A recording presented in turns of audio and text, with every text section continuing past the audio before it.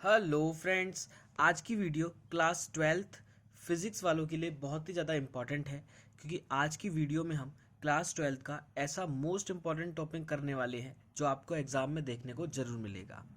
तो UP board के हमारे क्लास 12th के बच्चों स्टार्ट हो जाइए आज का एक अच्छा सा टॉपिक समझने के लिए जो कि छोटा है और बहुत ही ज़्यादा इम्पॉर्टेंट है और हर बार देखने को आपके एग्ज़ाम में मिलता है।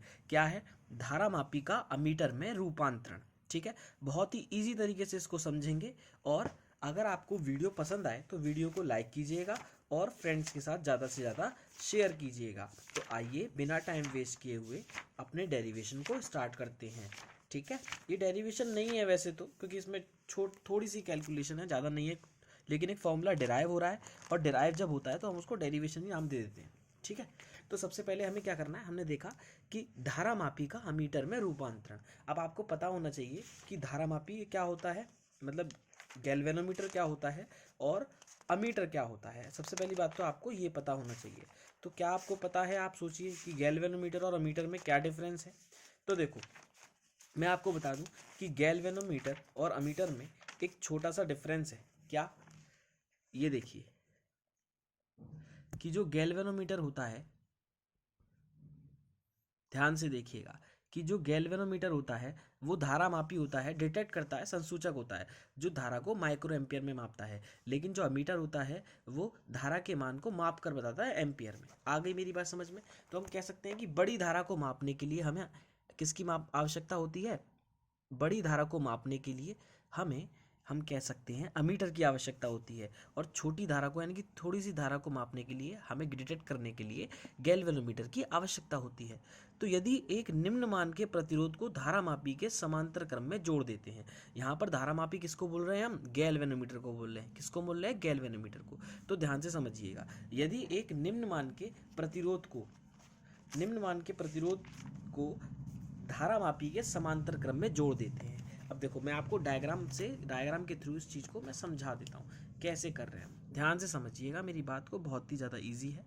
हमने सबसे पहले लिया एक गैल्वेनोमीटर का साइन ऐसे करके होता है, इस तरीके से शो करते हैं। अब हमें क्या करना है एक्चुअल में, हमें आई एम्पियर की धारा प्रवाहित करनी है और ये एम्पियर में है। अब गैल्वेनोमीटर चूंकि डिटेक्ट कर सकता है माइक्रो एम्पियर वाली को, तो अगर इसको आई एम्पियर की दे दी तो ये डैमेज हो जाएगा, फूक जाएगा, जिसे हिंदी में बोलते हैं क्षतिग्रस्त हो जाएगा। लेकिन हमें ऐसा नहीं करना है, तो हमने क्या करा, इसके समांतर क्रम में, है ना, इसके समांतर क्रम में एक निम्न मान का प्रतिरोध लगा दिया। इसके समांतर क्रम में क्या करा, एक निम्न मान का प्रतिरोध लगा दिया, जिसे हम एस से डिनोट करेंगे और इसे हम कहते हैं शंट। यह आपके पेपर में पूछा जाता है, बहुत ही ज़्यादा इंपॉर्टेंट है डेरिवेशन।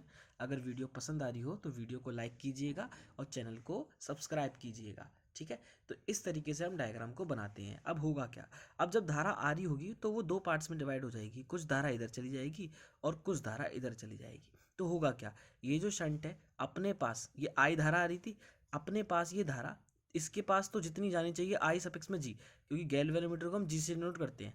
तो यहाँ पर जो इसके पास धारा जा रही है उसको हमने आई सफिक्स में जी से डिनोट कर दिया, यानी कि इसको जितनी धारा चाहिए उतनी धारा इसको मिल गई, आई सफिक्स में जी।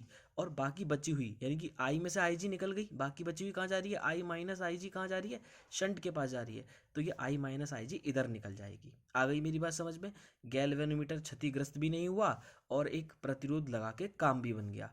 ठीक है, और धारा को मापन भी हो गया, है ना। आई मेरी बात समझ में? तो क्या है कि यदि एक निम्न मान के प्रतिरोध को धारामापी के समांतर क्रम में जोड़ देते हैं तो इसे शंट कहते हैं। क्या कहते हैं? अभी क्या बताया मैंने, इसे शंट कहते हैं। आ गई मेरी बात समझ में? इसको क्या कहते हैं हम? शंट कहते हैं। ठीक है, क्लियर है। उसके बाद इस संयोजन का परिणामी वैद्युत प्रतिरोध धारामापी एवं शंट के प्रतिरोधों से कम होता है। क्या होता है कि इस संयोजन का, ये जो संयोजन बना है गैल्वेनोमीटर का और निम्न मान के प्रतिरोध का, इनका जो अगर कॉम्बिनेशन देखे समांतर क्रम में आप चीज़ों को देखोगे तो वो कम बैठेंगी, मतलब प्रतिरोध जो निकलेगा वो कम निकलेगा। अतः यह संयोजन अधिक शुद्धता से मापन करता है। इससे ये पता चलता है कि ये जो संयोजन हमने बनाया है ये अधिक शुद्धता से मापन करता है। धारामापी से नियोजित शंट प्रबल धारा से धारामापी को सुरक्षा प्रदान करता है। अभी मैंने आपको बताया कि ये क्यों लगाया गया है, ये इसलिए लगाया गया है ताकि गैल्वेनोमीटर फूकेगा नहीं, तो ये उसको जो नियोजित मतलब जो लगा हुआ है, शंट प्रबल धारा से क्या कर रहा है, धारामापी को सुरक्षा प्रदान कर रहा है। अब यदि शंट की अनुपस्थिति में, मतलब शंट नहीं लगाएंगे, ये प्रतिरोध नहीं लगाएंगे, तो मैंने बताया ये क्या हो जाएगा, गैल्वेनोमीटर क्षतिग्रस्त हो जाएगा। ठीक है, तो धारामापी से होकर प्रबल धारा बहती है, तो धारामापी की कुंडली क्षतिग्रस्त हो सकती है। ठीक है, हमें क्षतिग्रस्त नहीं होने देना है। आइए आगे समझते हैं। माना धारामापी जिसे अमीटर में परिवर्तित करना है, उसका वैद्युत प्रतिरोध कैपिटल जी है।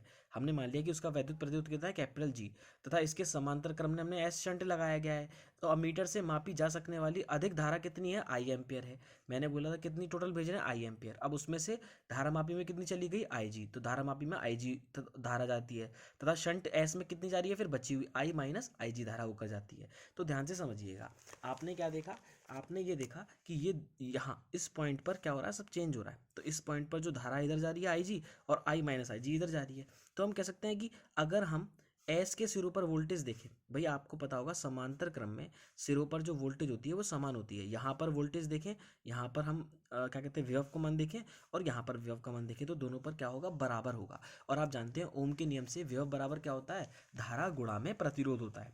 तो धारामापी एवं शंट परस्पर समांतर क्रम में है, इसके कारण इनके सिरों पर विभवांतर समान होगा।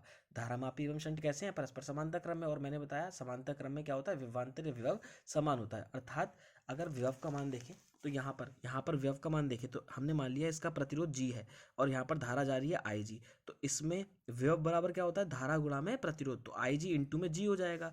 और यहाँ पर एस है प्रतिरोध, और धारा क्या जा रही है, आई माइनस आई जी। तो यहाँ पर क्या हो जाएगा, यहाँ पर हो जाएगा एस इंटू में आई माइनस आई जी, और वो दोनों क्या हो जाएंगे, बराबर हो जाएंगे। तो I G into G is equals to हो जाएगा I minus I G into S. और अगर शंट का मान निकालें एस इज इक्वल्स टू, तो ये डिवाइड में चला जाएगा, आई जी अपॉन में आई माइनस आई जी और इंटू में जी। ठीक है, आ गई मेरी बात समझ में। आई होप आपको ये छोटी सी हमारी जो इम्पोर्टेंट टॉपिक है, छोटा सा डेरिवेशन, ये आपको समझ में आया हो। और ये पेपर में सबसे ज़्यादा आता है, बहुत ही ज़्यादा आता है, बहुत ही ज़्यादा इंपॉर्टेंट है। अगर आपको अच्छा लगा हो तो वीडियो को लाइक कीजिएगा, और फ्रेंड्स के साथ चैनल शेयर कीजिएगा, वीडियो को, चैनल को सब्सक्राइब कीजिएगा। मिलते हैं बहुत जल्द ऐसी ही महत्वपूर्ण वीडियो में। Goodbye guys.